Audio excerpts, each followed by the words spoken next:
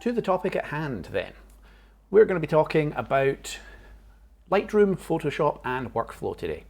Reason for this is that it's one of the most popular things that I tend to get asked about, whether it's my courses, whether it's the camera club, whether it's just chatting in general. It's the editing side of things that people are very interested in. Oh, and my dog Sherlock has decided that he wants to get by.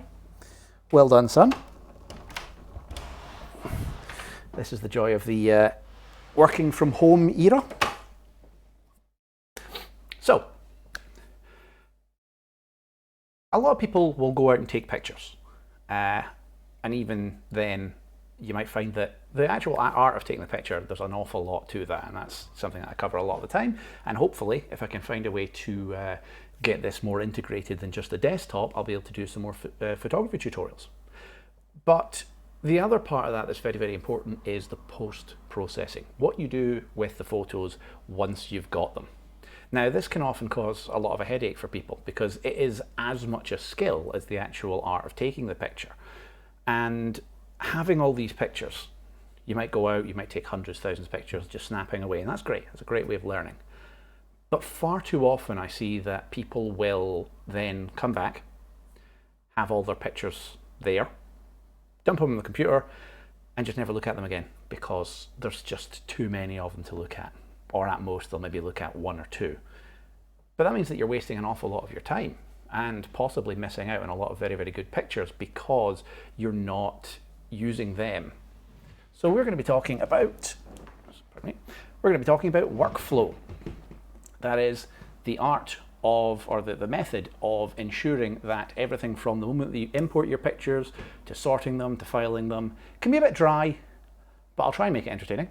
And I would also say that it is very important because if you don't do it, then as I say, you might never look at your pictures again. Or if you do have a workflow but it's not a very efficient one, then you also end up with a classic problem where you're sitting there going, okay, I want a picture from that holiday that I went on at some point a couple of years ago, but where is it? Where's the picture? When did I take it? How did I find it? If all of your photos are just sitting in one folder, then it can be very, very difficult to get those all together. Whereas what you're going to find is that just with a little bit of extra work, just a tiny little bit of extra at the time that you do the importing, then you will save yourself a lot of time down the road. So what I'm going to be using for this one is I'm going to be using Lightroom. So this is Lightroom by Adobe. The reason I use this is the software that I use. This is the software I find that most people use if they take a lot of pictures. People tend to either use this or they use Photoshop. I will say that I use Photoshop as well. It is a part of my workflow, but Lightroom and Photoshop are designed to work together. So I will be doing Photoshop in future tutorials or future workshops. Plan is to be doing these every Tuesday. Again, reason for Tuesday is that Tuesday used to be the weekly Camera Club meeting. So hello to anybody from the Camera Club who's chosen to join me this evening. Unfortunately, we are not able to meet anymore because of coronavirus. So instead, I'm trying to take these things online. So workflow and Lightroom for today with a possibility of Photoshop and other tutorials in future. I will be taking suggestions from the chat, from the group, from the various communities that I'm in. If there's anything anyone wants me to discuss, wants me to look at, then I'm more than happy to do it. But what we'll do is we will jump in. So I mentioned before about Lightroom. Why Lightroom? Why am I using this? It's not that I'm endorsing Adobe as a company in any way, shape or form. They do make a very good bit of software, I will say. I've been using Photoshop for about 15 years now and Lightroom pretty much since it came out. But I do have my misgivings about certain things. They're shifting to the purely subscription model rather bothered me. As a result, what you'll notice is I'm using a somewhat outdated version of Lightroom, well, within reason. This is Lightroom 5. The reason for this is one of the last ones that you could actually buy and own rather than renting or subscribing as you have to do now. So single payment works a lot better for me. There are certain features that will be in newer versions of Lightroom that I won't have, but to be honest, I've not come across anything yet that is a massive game changer, anything that would require me to completely change my workflow or to make it worth the, I think, what is it, £10 a month that you pay for this? So I'm happy to stick with what I've got. If you've got Lightroom, grand. If you've not, you can do a free trial through the Adobe website, and they do also have their photographer subscription package, which has got Photoshop and Lightroom together. So let's jump in and talk about Lightroom. So what we have here is the basic Lightroom interface. Now, before we go too far, I'm going to move myself because I'm aware of the fact that I am actually covering up part of said interface. There we go. That's a very strange thing to see in the replay. So what Lightroom is Lightroom is a cataloging software. That is, it is a great way of sorting through your photos, arranging them, organizing them, but it also allows you to process them in certain ways. So at the very top here, we've got our modules. These are the little things that Lightroom is able to do, and each of them is basically an individual program in and of itself.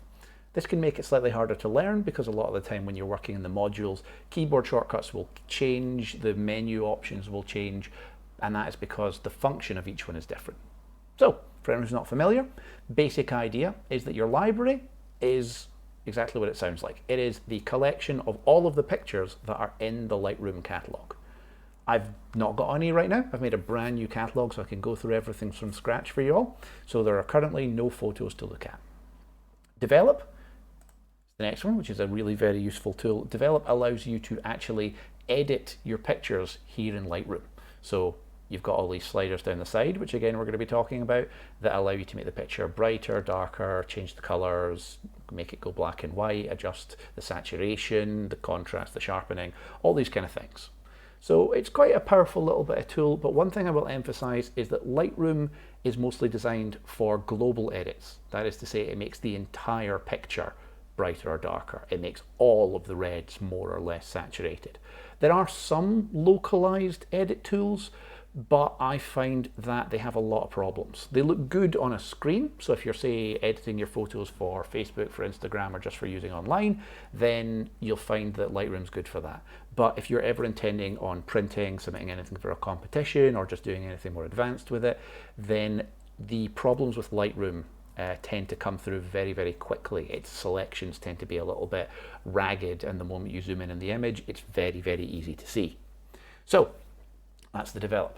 Now these other ones are ones that, to be honest, I have used at different points in my career, but most of the time I don't. The map is for geotagging. Oh, sorry.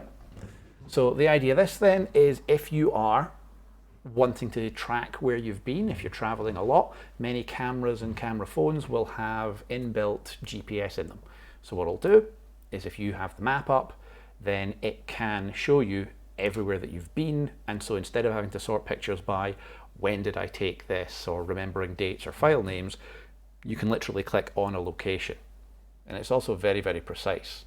If it's, it's acting up, but what you can usually do is zoom into an exact location. So if you took something, based in France, then you could go, okay, well, there's where I was in Paris, there's where I was in Nice, there's where I was in Bordeaux, and you can zoom in exactly.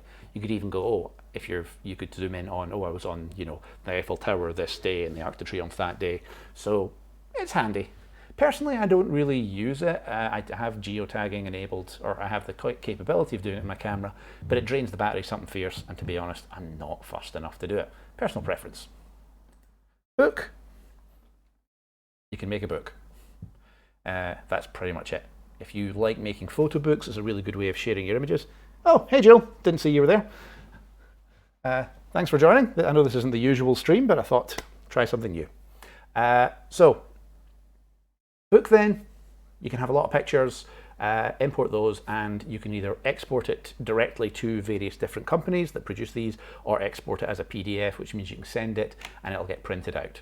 So if you like making photo books, it's a very quick and effective way of doing it, and it means that you're not printing out, downloading 20 different types of software. Slideshow.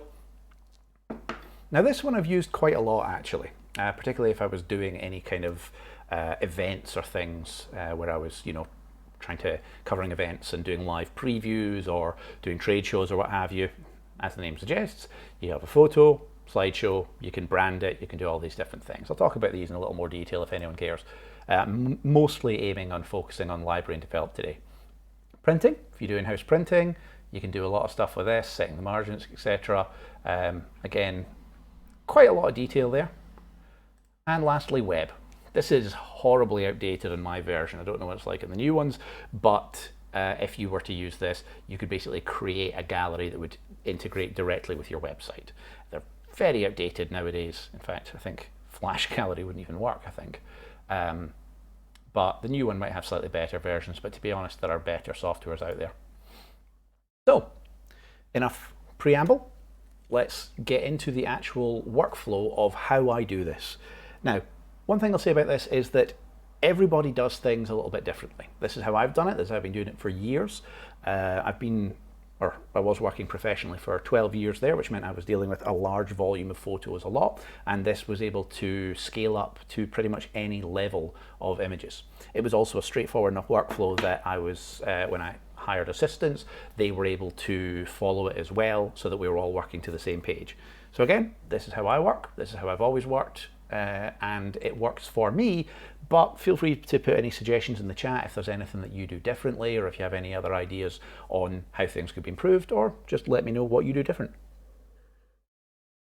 So what we need is we need some pictures. So Lightroom is different from a lot of other programs in that it doesn't actually have a record of all your pictures to begin with. I mentioned before, it's a catalog software. Lightroom's main feature, and one of the things I like about it, is that it is non-destructive. That is, that whenever you're using it, it doesn't actually edit the original picture. It imports things to the catalog and creates copies. So that means that you're editing a copy, and the only time it will ever touch the original is if you do something like renaming the file, if you delete the original, but Lightroom does give you warnings about that, or if you export it. That is, you make a copy, it will take the original and then use that to create a copy. What that means is that you can mess about to your heart's content here, confident in the fact that no matter what you do, nothing is going to affect the original picture. There's literally a button in the bottom corner of the develop that you'll see later that says reset. So if you don't like what you've done, click it, boom, straight back to the original. So let's get some photos and talk this through. Now I'm going to be slightly less detailed than I am when I'm, say, running my classes, because this is aimed to be slightly more informal, and the fact that it's harder to get the feedback. I'm looking to my second screen here. I've got the chat and I can see it, but I'm just going to talk through what I do. So here's some shots that I took recently, where I managed to finally get back out for the first time in months, and I did my first class in quite a while. Oh, hey Matthew, hi Rob. So we went up to Aberfoyle to go and see the red squirrels. Had an absolutely fantastic day. Saw more red squirrels than I ever have. Interestingly enough, they are normally quite skittish, but the fact that there were so few people out meant that they were a lot more adventurous than they usually are. So for the couple of hours that we were there, I think there was only about 15 minutes where we didn't have at least one squirrel. I think there was about 6 at most, which is the most red squirrels I've ever seen at one time. So plenty of opportunities for pictures. The weather was a bit shite, or sorry, the weather was not so good. Apologies, I'm used to being more informal these days. But that means that these pictures are maybe a little dull, but we can take a look at how we can enhance them as we go through things. So, as I click import, what's happening here is it's automatically detected the memory card as I've installed it into the computer. It loads up these previews of all the photos, and that's grand. So there's our source. Generally speaking, you're going to be taking stuff off a memory card. The only thing I'd say is if you want to use photos that are already on your computer, just make sure that you look in your computer and you find your pictures folder, whatever it happens to be. And all you do is you click on that, and that'll be your source instead of your memory card. So the interesting stuff is over here on the right. So we've got these different windows here. And each of these does something on import, and these are one of the great things that can save you so much time when you're editing. Hi Hazel, thanks for joining us. So what this means is that if we set this up now, Bit fiddly to begin with, but I'll walk you through it. And once it's set up, it will do it every single time. And that's the great part about Lightroom, what speeds things so much. Everything is automated and replicable. So if you do something once, it'll do it again and again and again. That can also mean that if you make a mistake, it will do it again and again and again. So you want to just try and make sure that you get it right first time.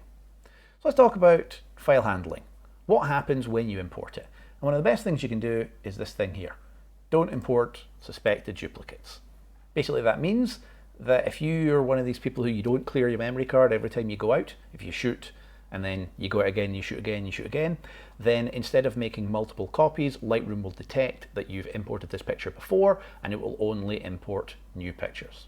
It's not foolproof, occasionally fails, as in sometimes it will duplicate it, but what you find is I've never seen it end up not selecting a picture that hasn't been imported. So the worst case scenario is you'll have 2 copies, you'll never have 0. So I have that ticked on almost all the time. The only time I do it is if there's a situation where I want duplicates, sometimes if I'm trying something a bit different. Building previews, I mentioned before that Lightroom generates copies. So this is what these are. And it's how low or high resolution the copies are. The higher the resolution, from minimal to 1:1, then the more detail you can see of it, as we'll see later, but the longer the import takes and the more it takes on, more space it takes on your computer.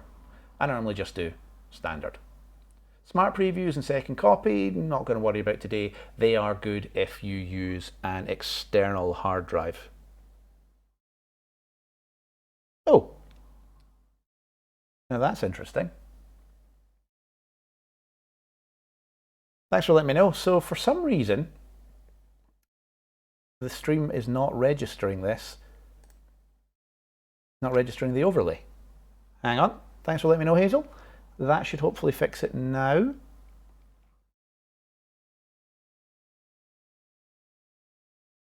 Ooh, there we go.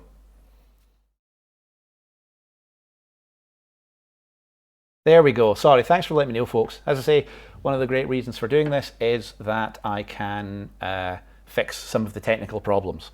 So what was happening was it wasn't registering. The import is a separate window and I'd set it to get Lightroom. So sorry, going back again. So this is our file handling here. Don't import suspected duplicates is on, and build previews is set to standard. Can I just check, can you see that now, guys?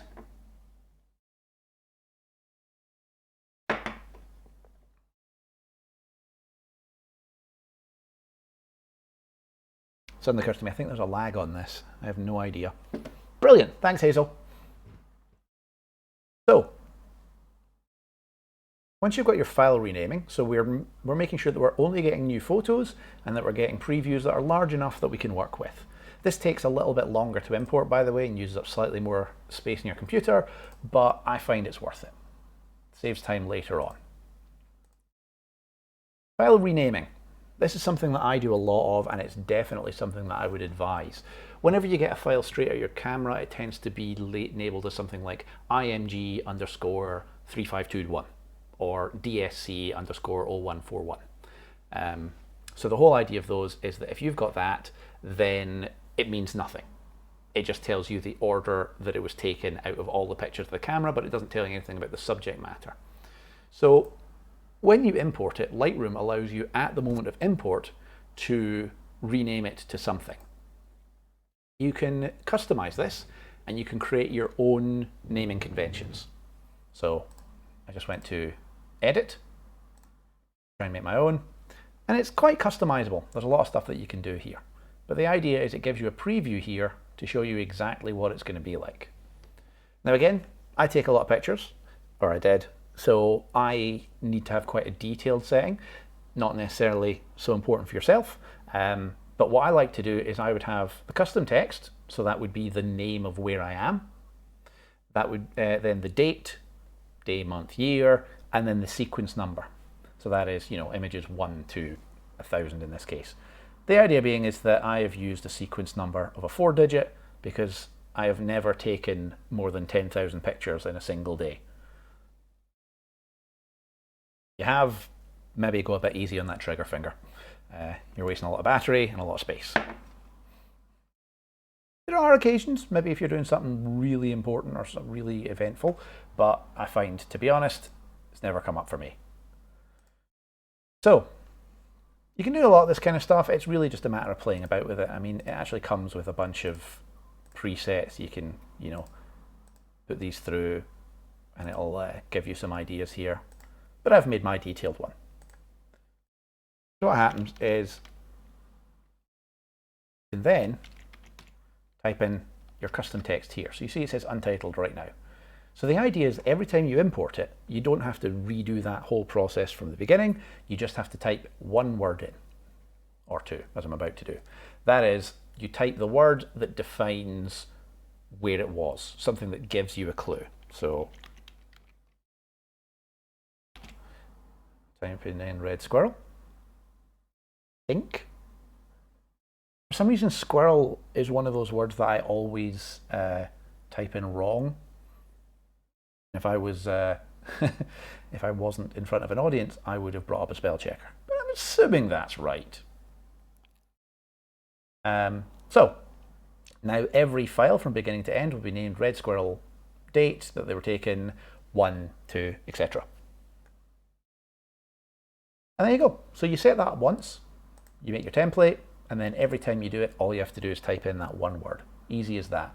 And it means that anytime, if you copy the photos, if you export them anywhere else, I've got photos for posting stuff on Instagram and Facebook and things for classes, things for graphic design, etc., things for Twitch. It means that even if the folder has been changed, I have this name that tells me what it was. So even if I'm only seeing the file name, I have an idea of what it is. It shows me when it was taken, which will allow me to find the original folder if I need to make a duplicate of it. And it's just a really useful way of doing it. It does mean the file names are quite long, but again, not a huge problem I find most of the time. Apply during import. Now this is a very important one that a lot of people don't do. It's one of these things where if you set it up right, it saves you so much time. If you set it up wrong, then it can cause a lot of problems. Blue, the camera lens I used for this, I used the Canon 6D. That's my sort of typical camera, although I'm thinking of upgrading. And I was just using a 70-300 lens for this, just the standard Canon one. The reason for this is that when I was on this class, I was trying to teach my students what you can do just with the basic kit. I do have a 300-800 lens that belongs to a friend of mine, but she kindly lets me use it, and that is simply ridiculous. It allows you, like that lens would allow you to get just the headshot of the squirrel on this. But for those of you who don't know, I did manage to injure my wrist a few years ago falling over the dog because he ran under my feet and I landed really badly, to the extent that I actually cannot carry that lens. It actually injures my wrist too much. So handy to have, but too much. So back to your apply during import. Very, very handy thing. So we've got three settings here. Your develop settings, your metadata, and your keywords. So your develop settings allows you at the moment of import to edit the pictures immediately. Now this is useful if you have a very, very distinctive style, if there's something that you like. So for example, you could set it so that every single picture is immediately converted to black and white. If you like black and white pictures, then it can do it at the moment of impact, at the moment of import rather. You can also create your own, and as a result, if you have a very, very, as I say, a very distinctive style that is all your own, you can do that, or there are places that you can download these presets. So if you like the way someone else edits, download it, and boom, from the moment of import, it's done. So if you just want your images to look a certain way, then this can save a huge amount of time. Metadata is important for protecting it. Metadata is the term for all of the information about the picture. So you've got what's called your EXIF data, that's, camera, shutter speed, aperture, etc. But this allows you to add a little bit of extra protection. So what I usually put in mine is I put a copyright protection. That is that anytime a picture of mine goes up, it has my name and my company details on it. One of the reasons for this is it means that the internet is a great place to have your pictures stolen. But if you put this on it, it's easily trackable, it's Google searchable, so that way if you find that your pictures are, well, you could just go on Google, type in copyright your name, and if you've done this, it will show you where everything with that term is. So if you suddenly find that you have had your pictures posted somewhere else, then it should be able to track it down. The number of times I've managed to find like local newspapers on the other side of the world nicking my pictures. They're normally nice enough if you send them a message. The worst one I ever had to deal with was the Daily Record, actually, which, for those of you who are maybe not local, is I think of a polite way to say this, a slightly less than reputable Scottish paper. Apologies for anyone who reads it or works for it, but personal opinion, it's shite. So, putting that up there allows you to protect your pictures, easily findable. And this last one, keywords. Keywords are something very few people find use because they are something of a pain in the ass to set up. But I find that they're great because it means that they're like in anything. Keywords, as in, if I was to look at this and I could go, okay, red squirrel. I could say wildlife, animal, aberfoil, which is where I took this. So every time I separate that with a comma, I'm creating a new keyword. And what that means is that, again, whether it's on my computer, whether it's on Lightroom, whether it's on the internet, anytime I look for those terms, it will find everything tagged that way. So for example, I go and photograph the red squirrels quite regularly. So if I, instead of having to sort through all of my different red squirrel folders, I could just type in the word red squirrels and it will find every single picture with that tag. Saves a huge amount of time. Now lastly, we have our destination, where it's going to go on your computer.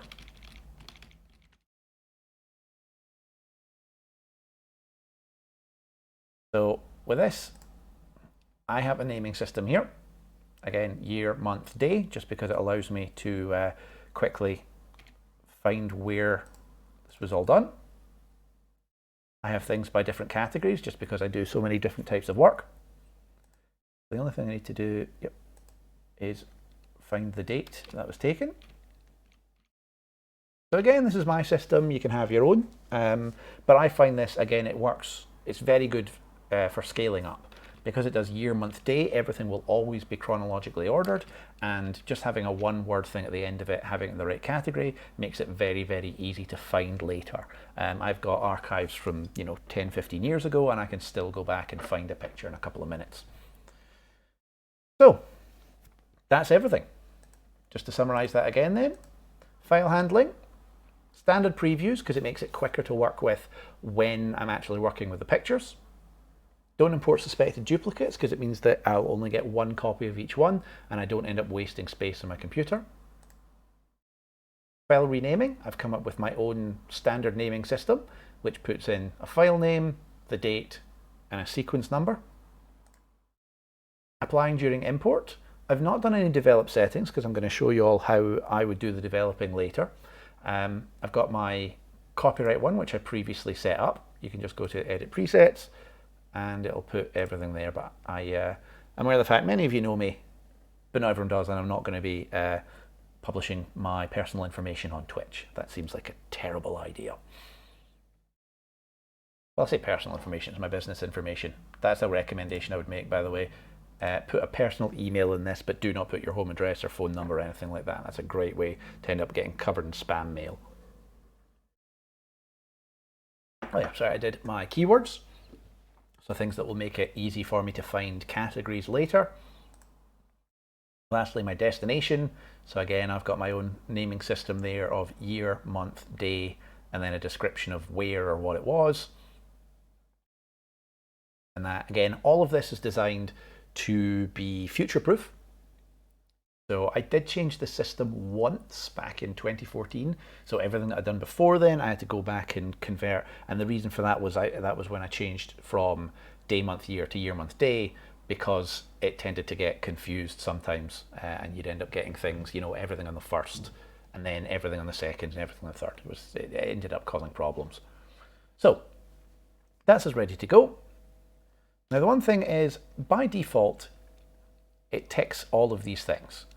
That means that it is selecting every one of these. Now 3 of these are actually from my Photoshop class, which I forgot to remove from this drive, so I've unticked those. What that means is that they will not be imported. To be honest, I say if you've got a memory card, it's a lot easier to import all of them and then delete them later. That's the process I use, rather than going through it one at a time here. It's a lot faster if you are searching through them when they're on your computer, rather than searching through them when they're on the memory card. So, now if I click import here, what's going to happen is it's going to immediately start to import them. You can see we've got our file names, we've got our import as the numbers go up, and we've got our progress bar. Now in some programs, this would be the time to go off and have a cup of tea, because it's just, you have to wait for that to complete before you're able to actually start editing. But the good thing about Lightroom is, because we are working with copies, we don't have to worry about everything to do with the original one. We can actually start working the instant that it starts importing it.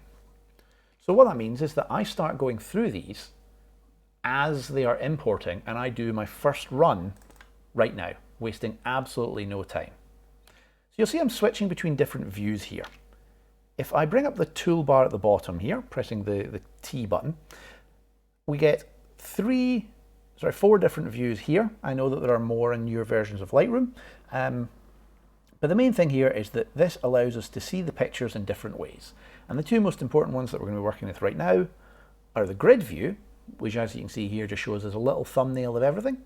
It's very, very useful for sorting through them if you've ever had something where you forgot to take the lens cap off, or your flash didn't go off. Basically, if even in a small thumbnail it is obvious that picture is ruined, then you can do your first pass and immediately go through and get rid of all of those. But what I like to do is I will double click on it, which takes us here to the loop view. And what that does is that shows us this full screen preview. Now the reason I did the standard setting, by the way, is that if you do minimal, it only loads these little thumbnails. The moment that you load up the loop view, it then has to generate a preview, which means that every time you click on a new picture, depending on the speed of your computer, it takes 2 to 3 seconds before it actually loads the image, which, if you've got hundreds of pictures, is a lot of time. So even though the import is taking longer, like on minimal we'd probably be about halfway through by now, I can start working right away. So what I do is very, very simple.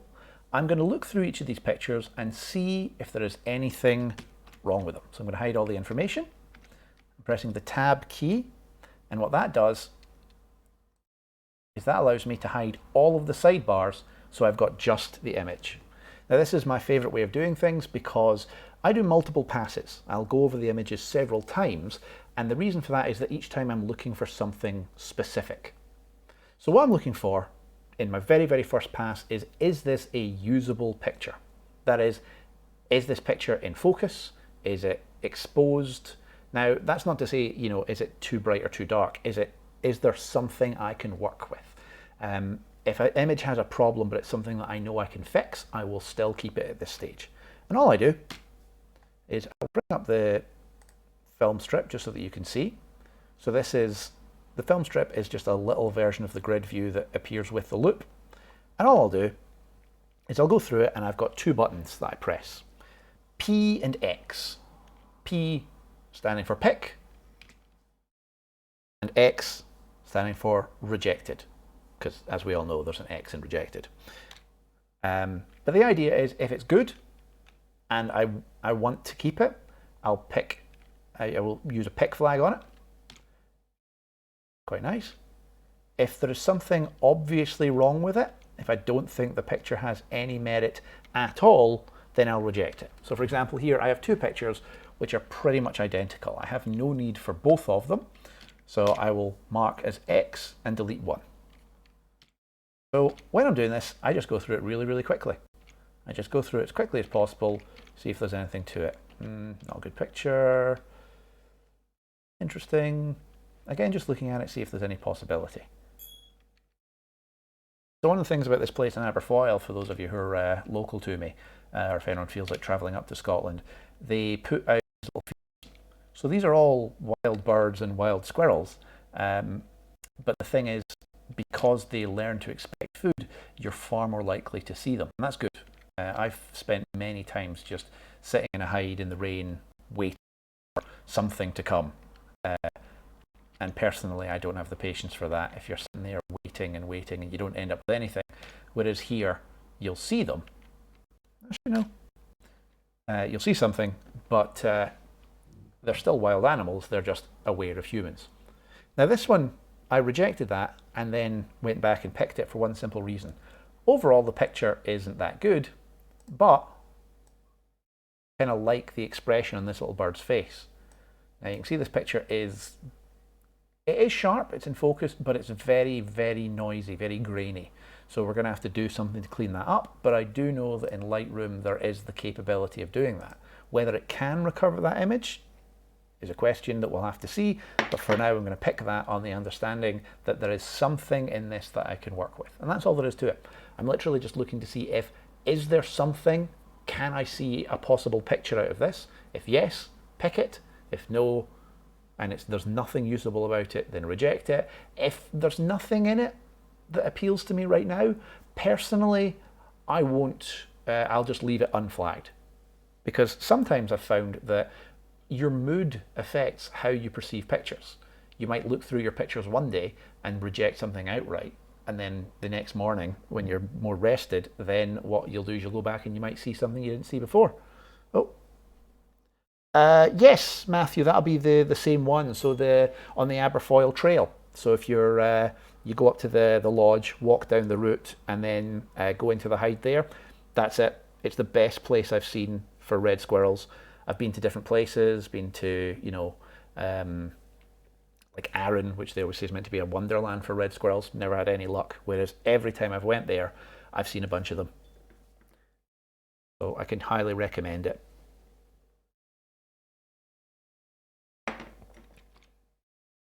So, just very, very quickly going through these, I'm just going to skip through some of them.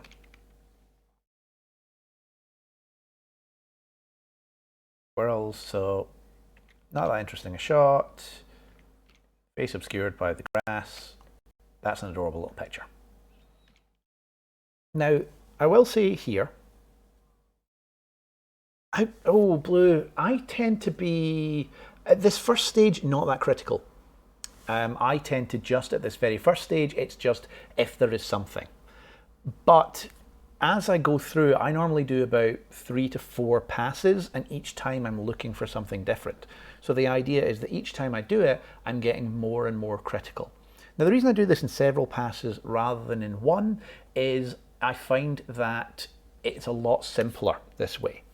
You'll see as I go along, but there are times that whenever you are, say, trying to compare multiple images, that if you've been able to kind of do a first cull, rather than making a comparison of 10 similar images, you're making a comparison of 3. Saves a lot of time. But yeah, if I'm looking at it and it's like, oh, it has to have something. So that image, perfectly sharp, the squirrel is there, but there's no interest in that picture. It's reaching, it's hidden behind the grass, and I know that there are better pictures that I have in there, so they're not the ones that I'm after. Whereas that one's quite nice. So you can see his face, he's not obscured, so that one's usable. Now we have 2 versions of pretty much the same picture here, but now this is a thing you can do. I'll go into more detail later, but if I'm unsure of 2 pictures which are similar, if I'll come back to that, I will compare them. So this first pass can take a little while. One thing is you notice that there's this little loading that it says at the bottom. The reason for this is that Lightroom does take up a lot of, Lightroom does take up quite a lot of processing power. Now normally it's not so much of a problem, but the other thing that takes up a lot of processing power is streaming. So the streaming software, the microphone, the voice modulator, the leveling software, the actually using the Twitch streaming app, all of these things are using up a lot of processing power. So despite the fact that I have a computer with 16 gig of RAM, it is an old computer, and so it does hit its limit even with that much RAM on it. So there's a little bit of a lag, but when I'm not streaming, it's a lot faster. Again, nothing very exciting about these. What I'm going to do, I'm just going to skip to the bit that I know that I liked, which is when one of the red squirrels ran out right in front of us. So there was a lot of shots here. Now here's the thing. The thing you kind of get used to the more experienced you are in photography. Some of you know this, some of you don't. But whenever you are editing a picture, there's a difference between a picture that is unrecoverable and a picture that is flawed but fixable.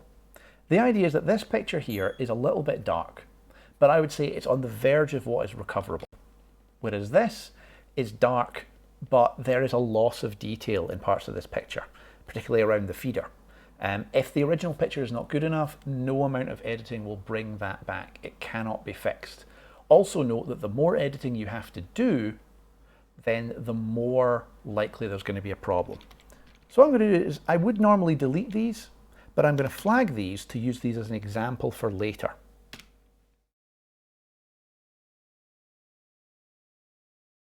Here we go, flicking through, flicking through. Again, I'd normally take my time a little bit with this, just kind of go through it. But obviously, on a stream, this isn't necessarily anything that people want to see me do manually. Although if anyone has any questions about anything,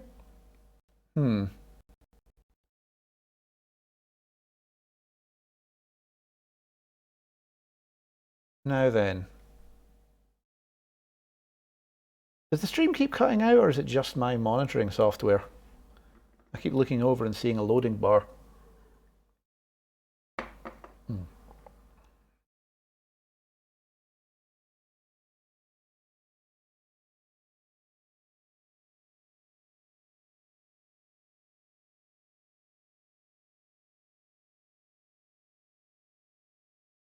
Anyway, so I'm going to go through this, but if anybody has any sort of generally photography related questions, give us a shout in the chat. I'm also curious about where people are here from. I recognize a couple of names from the Discord, a couple of names from the Camera Club. Do we have any random Twitch viewers? Hey, now that's a good one. That's a fun one.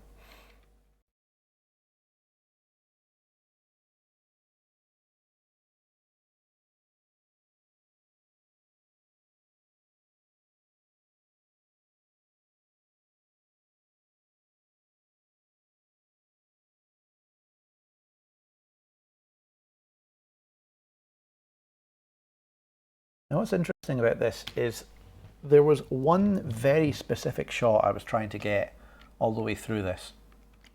And that was, I was trying to get, oh, Jewel, what camera do I recommend? Camera recommendations, I think it depends very much on what you want to do. So a lot of the time, if people are completely new to photography, I often recommend starting with something like a simple bridge camera. The Box Brownie, that's, now there's a fun one for you.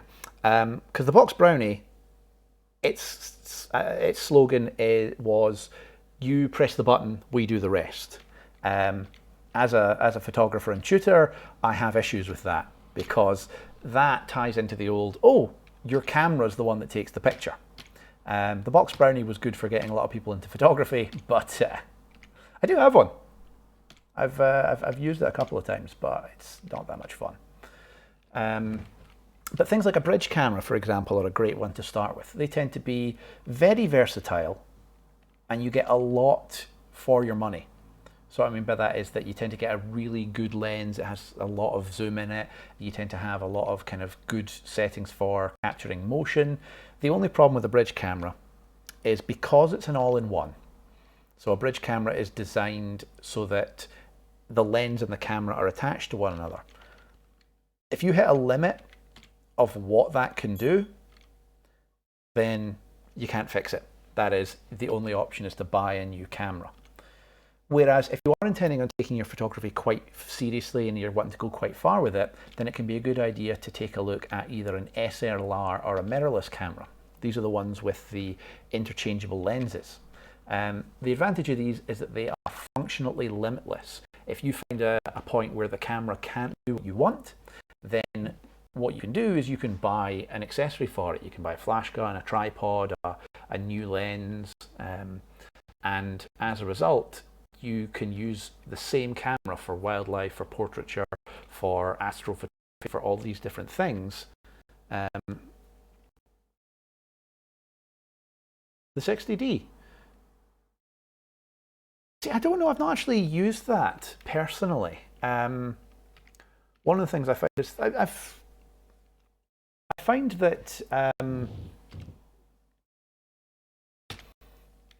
always find the lens far more important than the camera, to be honest. So again, it's for one of these things that if you are, you know, if you're wanting to get started, I would recommend having a cheaper body of an SLR or a mirrorless, and then buy better lenses for it. And so some of that can be supplemented by having a good lens. But I've not come across that, Blue. Have there been reported problems with the 90D's autofocus system?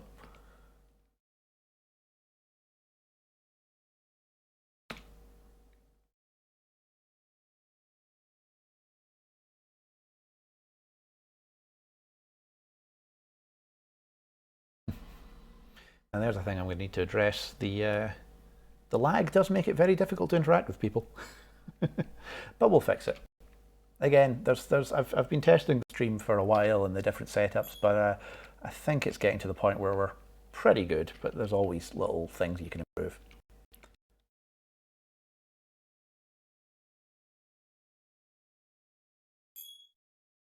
What you'll be able to see with these pictures is this when I was focusing entirely on trying to capture it as it jumps.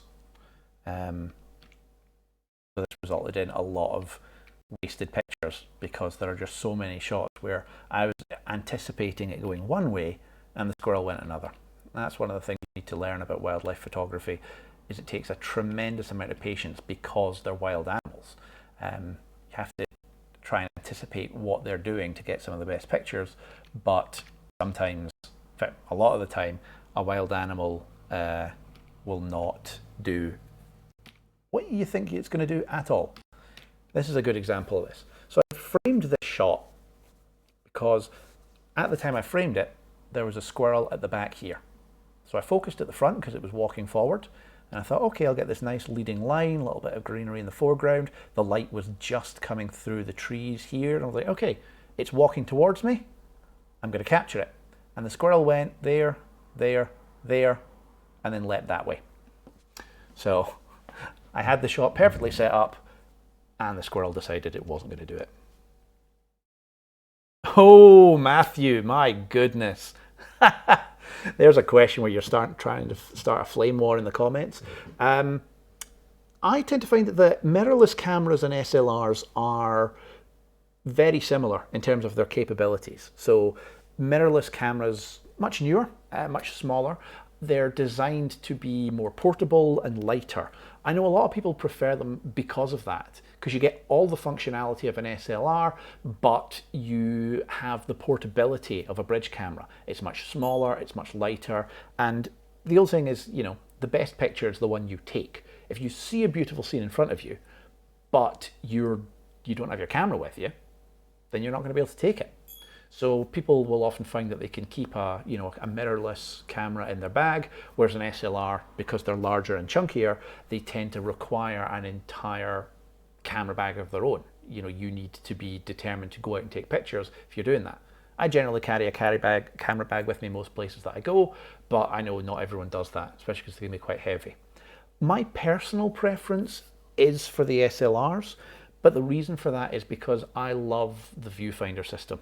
I love the fact that you look through the viewfinder and then you're looking directly through the lens. There's no lag, there's no screen, there's nothing between you and the actual image of what you're seeing. Technology's improved greatly on mirrorless cameras in recent years. The lag's very low, but what I find is that the screen brightness kind of bothers me. I do a lot of astrophotography where even on the lowest LCD setting, it's still too bright. Or if you're out on a sunny day, I find that you tend to get a bit of glare on screens. Again, personal preferences. I like SLRs. I particularly like full frame SLRs. I just like the larger fact that and all the buttons are there and everything's there when I need it. But mirrorless cameras are by no means toy cameras. They are very capable and very useful things. They're just not personally what I would choose. Jewel, if you are thinking of getting a camera, then a mirrorless camera can be a good shout because they are, again, for that portability factor. The only problem is that they can often be a bit more expensive because they're the new thing. Well, now there's an interesting one, Blue. That gets into a lot of detail. They tend to have smaller sensors, which tends to cause problems with the focal length, with your cropping. In terms of the actual megapixel rating, that's how many literal pixels, how many photo sites you cram into the sensor. So what you find with this is that it's kind of a false economy. Sometimes what people will do is that they will claim that a camera is better because it has more megapixels without thinking about what that means. One of the funniest things I ever saw was, about 5 years ago, Nokia claimed they had like a 50 megapixel camera phone, which, well, to be fair, they did. And at the time, even the pro-end ones weren't quite getting there. So they're like, oh, this camera has more pixels than anything. But what they didn't mention is that because they crammed so many pixels into a tiny sensor, like the sensor in this thing was smaller than your pinky nail, the more photo sites you cram into a sensor, the lower quality each one is. And the main result of that is in its ISO, its noise performance. So what happened then is that this camera had, say, 40, 50 megapixels, this phone camera, but it couldn't be used in anything other than bright sunlight because its maximum ISO was about 200, and the actual performance of the sensor was terrible. So the megapixel wars have kind of ended for the most part, thankfully. That said, I do prefer a higher frame. Oh, hey Vix, thanks for joining. Oh, Hazel. Oh no, I'm so sorry. I'll post a thing on the chat afterwards. But yeah, it wasn't massively conclusive. It was basically, I prefer SLRs. Some people prefer mirrorless. I just like SLRs because of the viewfinder and because they have all the functionality physically on the camera. I like all of the buttons on the larger ones. Similar question to that, by the way, kind of following on from what Blue was saying, is that your mirrorless cameras do tend to have a smaller sensor, but so do your your smaller SLRs. Crop sensor, my goodness, I'm out of practice, which is why I'm doing this. Your crop sensor cameras tend to have small sensors as well. It's your large frame cameras, your full frame cameras, that tend to have the higher quality. Right, I think that's enough. Starting through random squirrel pictures. But no, keep the questions coming. I will look over at the chat as I go along. But what we've done here is we've done our first pass. So what that means then is some of these are flagged as rejected, some of these are flagged as picked. So what we can do is at the top here, we've got our filters. So what I can then do is click on attribute. And these are our filter tools. So there's lots of things that we can filter them through, but the attributes are the things that we add in Lightroom. So we've got flags, ratings, and colors. Flags are exactly what I talked about. Blue, the ISO, it was grim, unfortunately. We went out and it was a horrible, horrible day, which was really annoying because it had been sunny the entire week before. So unfortunately, in order to capture the motion, I'm shooting about minimum 500th of a second shutter speed, which means that the weather meant that the ISO was generally anywhere from, I think it averaged about 6,400. It was a very dark environment. The problem is that all these trees that surround this block a lot of the sunlight, and it was an overcast day. there were a couple of points where the sun came out. In fact, that brings us to a good aside. I mentioned that you can search by things. So we've got our flags. So I can bring up every photo that I've picked, every photo that I've rejected, and all the ones that I skimmed over. There's a lot more I skimmed over than I usually would because I'm doing this for time. But you can also filter by other things. So for example, every single picture saves its metadata. I just use Control I, but it's in the metadata window here that you can make it overlay. So you can see here that this first shot was 500 of a second, f5.6 at ISO 3200. But I can actually sort my photos by metadata. So I could sort them by the ISO, and for example, there was a point where the sun came out. So that meant that I could shoot with a much lower ISO and still get images that are bright enough. What you can see is that of the pictures that I've got here, the vast majority of them were 6400 because it was so dark.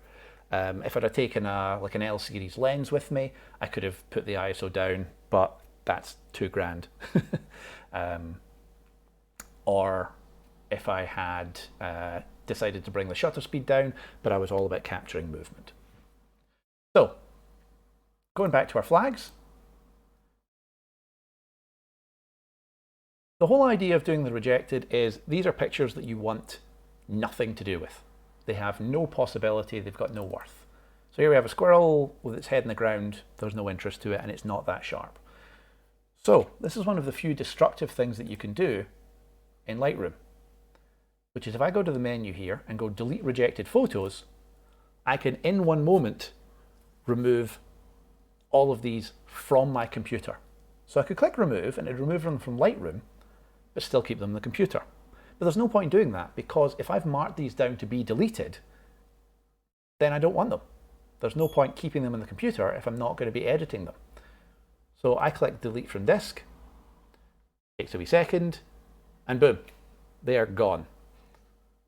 They're still in the recycle bin on my computer, so I could bring them back if I needed to, but for the most part, they are just away. So that leaves us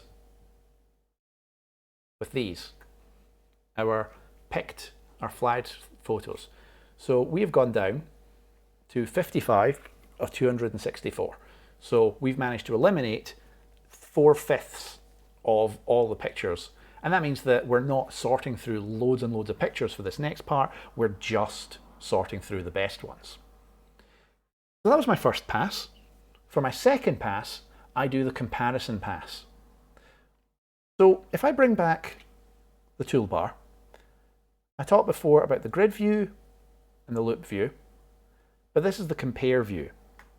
What that allows us to do is if I select two pictures just by using control clicking, like in any other software, and I open this up, it lets us see the images side by side.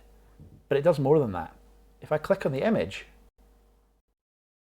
actually so that we can compare the two of them directly. So these are two very, very similar images, and if I'm comparing them side by side, I can look there and go, well, which one do I like more? Personally, I like the one on the right. Too much of the face is in shade here. So blue, one of the things you were asking is, you know, how critical I am. Again, as I go, I get more and more critical. So having done the first pass, all of these pictures are... see, I used to be like that, but I have literal like boxes and boxes filled with hard drives of photos that I never deleted. I tend to be a little bit more, well, I'd say, I'm a little bit more cautious these days, but I'm not. A little less cautious. I still keep more pictures than I should, but I don't keep every single one of them. So, at this point, I tend to be very, very critical. I tend to be like, okay, is this image, if these two images are the same, I'm not going to edit both of them. There's not a lot of need. So I'm going to pick the one that has all the qualities that I like, and I think that I prefer the one on the right, the candidate rather than the selection here. Now, this is where I was saying that as you get more experience, you can learn to spot flaws. but flaws that you can fix. So for example, there's this leaf that's coming across the squirrel. Now I will say in Lightroom, 2 seconds, sorry the dog's back. Hello. Did you just want to come say hi?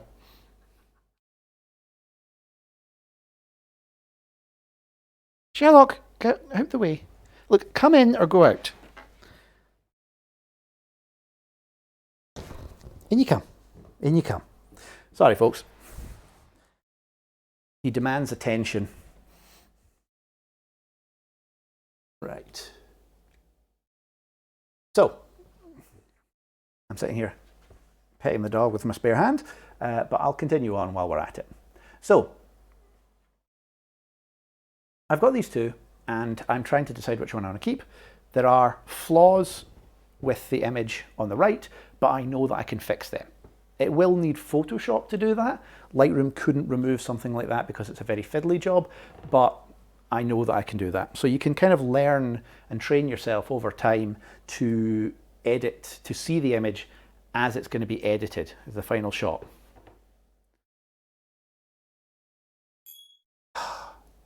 You're very in the way, aren't you, son?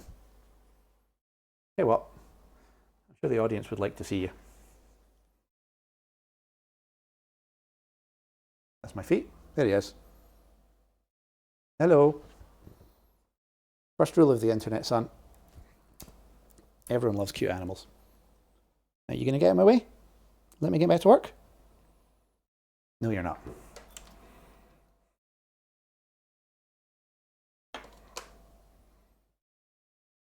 Right, so that means that if I'm trying to choose from these two, I would choose the one on the right hand side, and that's the one that I'm going to keep. So I need another way of recording this. So if we go back to our filters, you'll see here that we have our flags, but we also have ratings and colors. And these things can all be combined. They're independent, but you can use them for different purposes. So what I tend to do is I use the flag just to say, okay, this is something that I might like, but I use my number system to indicate how good the picture is. So for example, if I think that something is a 4 out of 10,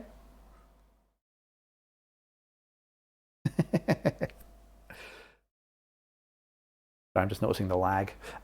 So if something's a 4 out of 10, or 4 out of 5, it's pretty good. 5 out of 5 is perfect. And if it goes down to say 1, it's maybe not worth doing anything with. The reason I do this is it means that I will edit the pictures that are my favorites, the ones that I think are the best. So if I ever find myself running out of time, then I've edited the best pictures and I can come back later and do the other ones. So I've marked that one down as a 4-star. Now here we have an issue. With this next set, I have 3 pictures, and the compare view only allows you to do 2. But there's another view called the survey view. And the survey just gives you a little thumbnail, and there's no limit to how many pictures you can have in this. Obviously, the more pictures you put in, the smaller it gets. But this is a great way of comparing multiple pictures very, very quickly. So, for example, the image on the left, not that interesting. So I'll take that away. Image on the right. Now these both have that angry looking bird there. Now there's 2 of them. Zoom in and compare.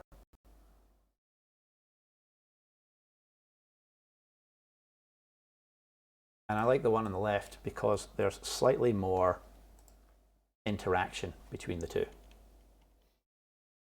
So I will mark this one 3 stars. Again, just comparing similar pictures. The one on the far left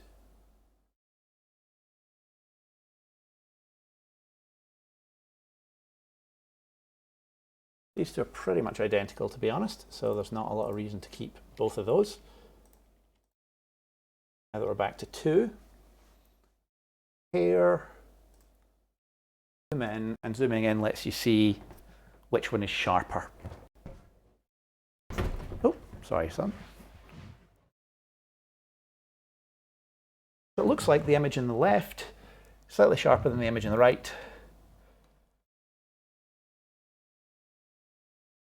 But it is shot at a much higher ISO if you look at the metadata at the top there.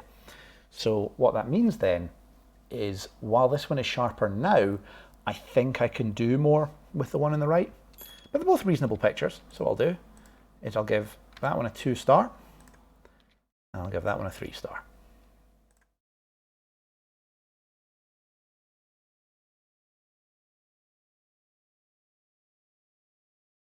I brought this one up independently because, yeah, I had my suspicions. It's not quite sharp, which is a shame because the greenery looks very nice here. Right, now I said we'll come back to these. I'll come back to those when we do develop. So again, it's just a matter of looking through, finding anything that's similar, so that instead of having too many pictures of the same thing, you pick the one that's best. So for example, the one on the right is better because you get the full tail. One on the left, it was the tail was being cut off there. We've got 3 of these. This one, the left-hand one, the squirrel's kind of looking away, looking more at the camera, and the other ones. So of these 3 pictures, they're all fairly similar, but the one that I actually want to keep, I'd say, is that one. So again, I'm just kind of going through this very, very quickly. And the idea is just to kind of go through it. Now, I mentioned that this is the compare. So what that means is if there's not something the same as it, then I can just flag that, and I normally do 3 stars as my default if there's nothing particularly stunning about it. Now these are difficult because we face the problem here that I like all 3 of these. So let's do a comparison between these 2 very similar ones. But to be honest, I'm probably going to keep 2 out of them. You don't always have to edit everything down to 1. What you can do as well is if they're slightly misaligned, so my hand moved between these 2 shots, I can unlink the focus, which allows me to move one without the other, and then when they're correctly aligned, I can move them both. To be honest, they're pretty much 6.5 a dozen, but I think the one on the right is slightly sharper. I'll go with that. I'm going to keep that one as well because I think it's adorable. I like they're just tiny little people hands. Now, one thing that I can do here is I can make the thumbnails bigger, and I can actually compare things that are not side by side. You'll notice that I've been trying to capture the squirrel jumping, but there were shots where it was jumping and then sitting still and jumping and then sitting still. So what that means then is I can, again, control click, highlight all of those, and then bring up the survey view, and it allows me to see all of them. So for example, that top left one is fantastic. I love that expression. What was that film called? There was a Disney film where someone got turned into a red squirrel, and it just reminds me of that. Sword in the Stone, I think. But I seem to remember there was a scene where they did the running and jumping like that. One of the things to do, if we check these, is in our first look, everything was very kind of quick. One thing you might notice is that on closer inspection, sadly the image might not be completely sharp. That just looks a little bit soft there. Now I can try and recover it, but it's not guaranteed.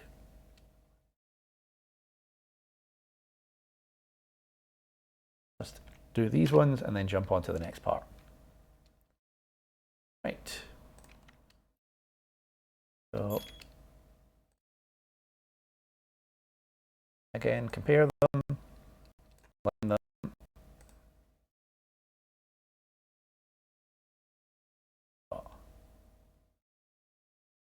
Now you'll notice again it is taking a while to load these.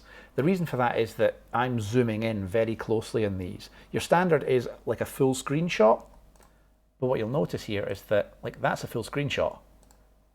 It has to actually render an almost full resolution picture in order to get that. They're both good.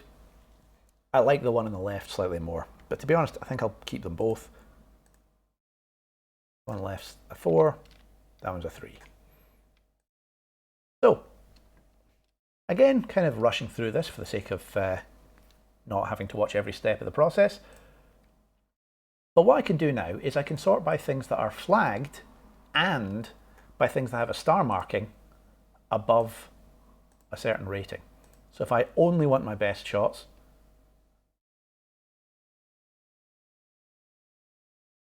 that's weird. Yeah, I love that shot. I should have flagged that one.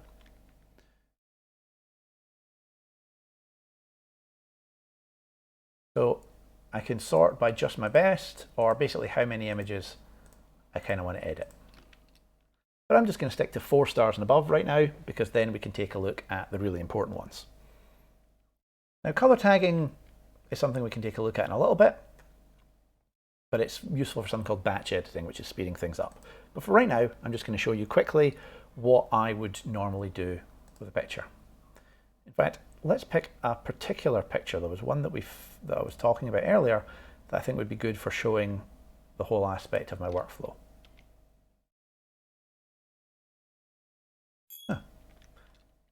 Here's the problem. If you press the number button twice, then what it'll do, it will actually undo your selection. So I may have accidentally removed that one that we were looking at earlier where it had the leaf across it. The one that Blue was talking about there. What have I done?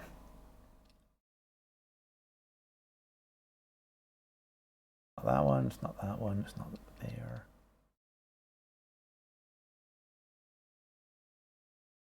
I don't think I accidentally removed it. Ah well. We'll use this one instead. So, you've got a picture, you've sorted through it, and now you've decided you want to edit it. So that's where we switch modules from library, so that these are all now sorted. Develop. Actually, before we do, one very, very important thing. Lightroom does not play well with other bits of software.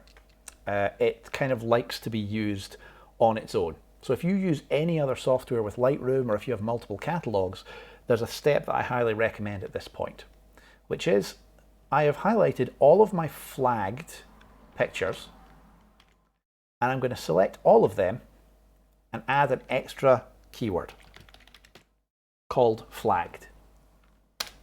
And the reason for that is that if I decide that I'm going to edit these in another software like Photoshop, or I'm going to export them or save them to another computer, not every software has flags, but every software has keywords. So that means that if you exported these and you'd gone through all this effort of flagging them, you'd have lost the flags. Whereas by adding this keyword, you've got that saved forevermore. Anyway, back to where we were. Here we have an adorable little chubby squirrel. With the develop module, and this allows us to edit the picture. Develop module is very powerful, but as I say, global edits are its main thing. That is, I can make the whole picture darker or brighter using the exposure. I can adjust the contrast of the entire picture. Or you get these down here, which are more precise edits. So the black point only affects the darkest parts of the picture. The white point only affects the brightest. And what you should see is I've brought these warnings up. This is called clipping. If this happens, then that cannot be fixed. That part of the picture is ruined. Now what I mean by that is if the original picture has some clipping, then there's no detail there. But you can see there is none in this picture. One of the advantages of shooting on an overcast day, you're not likely to get it. But what this allows me to do is if I'm editing something, my personal preference for how I like to edit, everyone has their different style. I like strong, colourful, high contrast images. So what I usually do is I bring the black point down until I start getting some clipping. You can see it's just coming into the tail there. We've lost the eye, but we don't care. The eye should be black. Then I'd maybe bring the white point up just a little bit. Now there may be some problems at this point. It might look a little weird, but this is just to set the contrast and the tonal range. I can then adjust the highlights and the shadows. These are just little subtler versions of this. So you can see there that the shadows just slightly brightens or darkens the darker areas, but not hugely, like it doesn't completely disappear to black or white. So again, you can just kind of tweak these. Now what you'll notice here is if I bring up this little option, the before and after, you can see that already we have a much more vibrant image. The problem that we face is sometimes it can be too much. By adjusting the contrast, you often will affect the overall saturation of the image. So that's what these here control. Your vibrance and saturation are two ways of affecting how the colors look in your picture. Saturation is just how strong all the colors are. Full saturation and everything is super strong. No saturation, everything's black and white.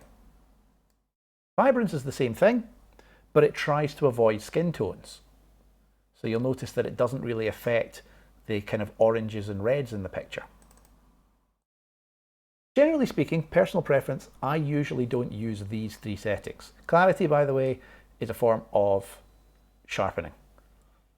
I find all three of these are very blunt. If you use this, then it can make your pictures look very sickly very quickly.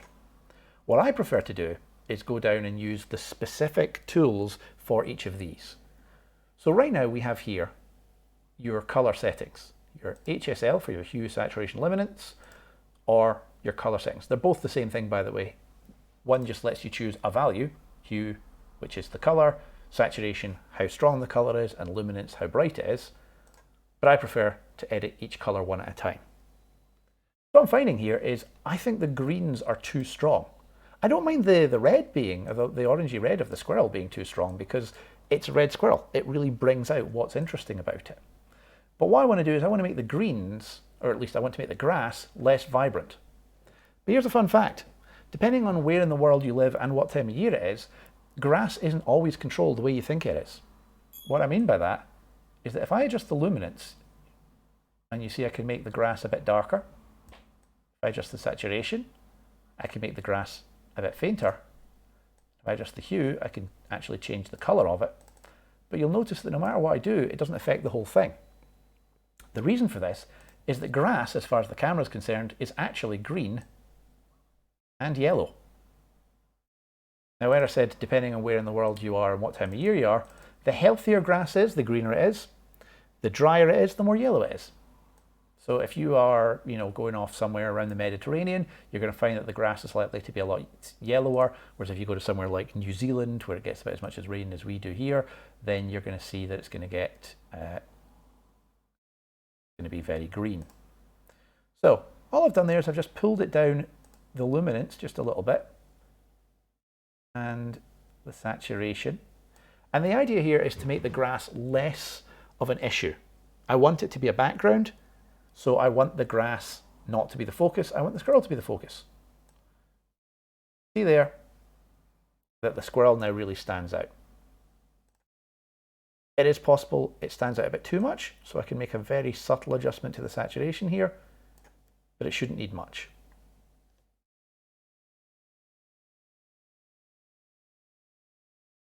On my end, it's gone off again. Check, refresh my feed, just a second, folks. I'm going to make sure you guys can actually see me. Otherwise, I'm talking to myself and the dog. Yep, refreshing it seemed to work.